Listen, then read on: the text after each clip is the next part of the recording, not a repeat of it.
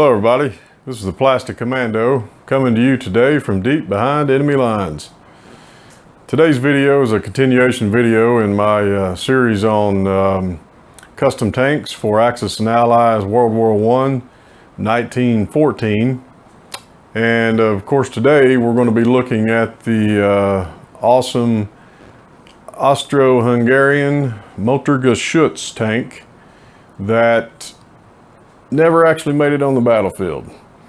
But having said that, with the out-of-box rules for this game, and obviously the need to have the balance of tanks, rather than use the traditional British version tank that came with the box, I am going to be instituting this sculpt into the game itself to provide some variation and frankly just some cool look for a tank for Austro-Hungary.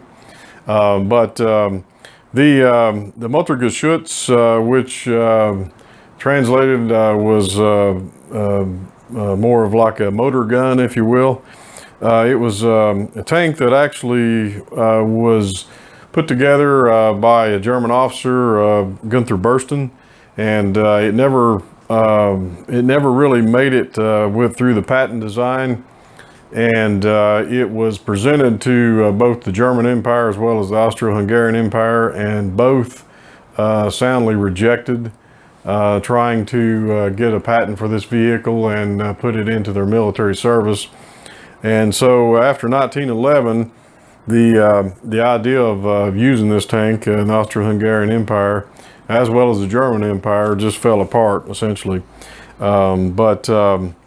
There was never a prototype produced of this tank. It was only paper design, if you will, and it didn't proceed much further.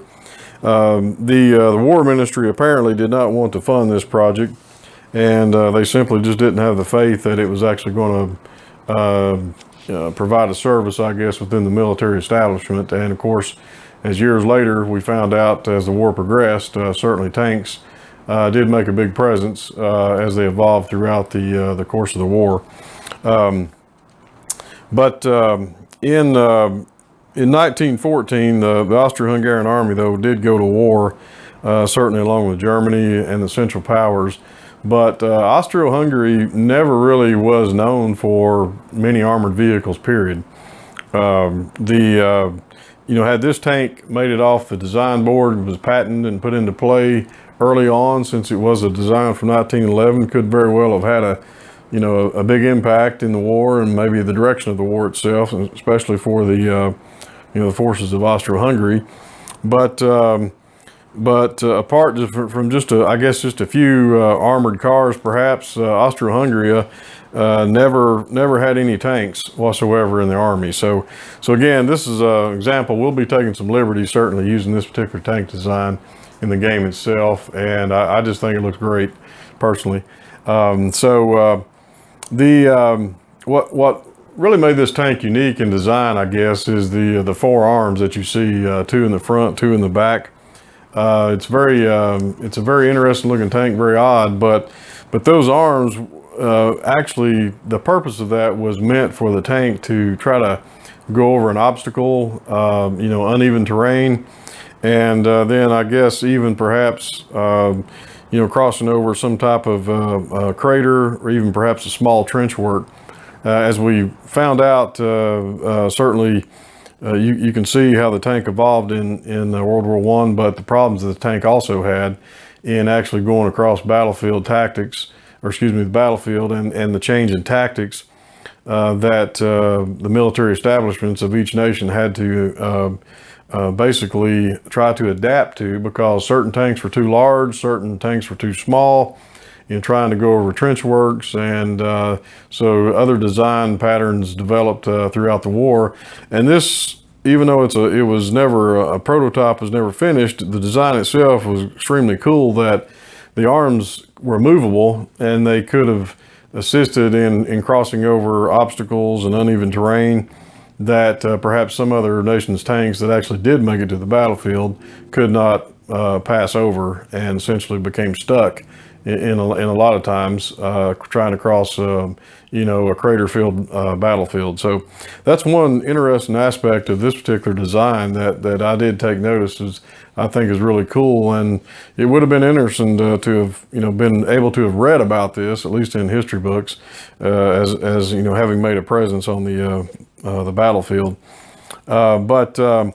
The tank itself, there's not a lot really that was known about it because, again, it didn't really move past much in the design stage, but it was, I guess, speculated that it likely would have had about a 37 millimeter main gun, similar to what the French Renault tank ended up having. And it again was speculated that likely it would have been a three-man tank.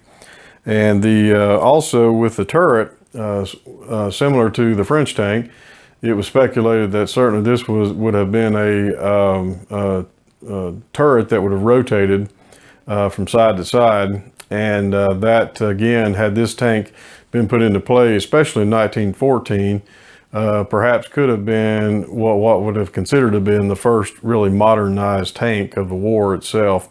But again, as we know, the French Renault took that claim because they actually, unlike this particular design, they put it into service and mass produced the French Renault. So, but we're going to be introducing this in the game of Axis Allies. I just wanted to share with you the tank itself, and just very briefly, we'll try to bring one of these to the camera. You'll see I've got this in my Austro-Hungarian green paint color, which again, if you'll look at previous videos in painting the armies, it's a standard color which I've used and have transitioned all of my forces into this particular green. And of course, after the paint, we sealed it with, well, first we put Army Painter soft tone shade to get some of the shading effect into the tank itself, and sealed it with matte varnish actually after the decals were applied. And I've chosen to use basically the same decal pattern, the German cross, that you would see on German tanks as well, because Austro-Hungary, they also did with Germany share the German cross in a lot of different markings on vehicles and even planes. So we're going to go ahead and use that, and also to help symbolize and tie in the two empires as part of being in the Central Power.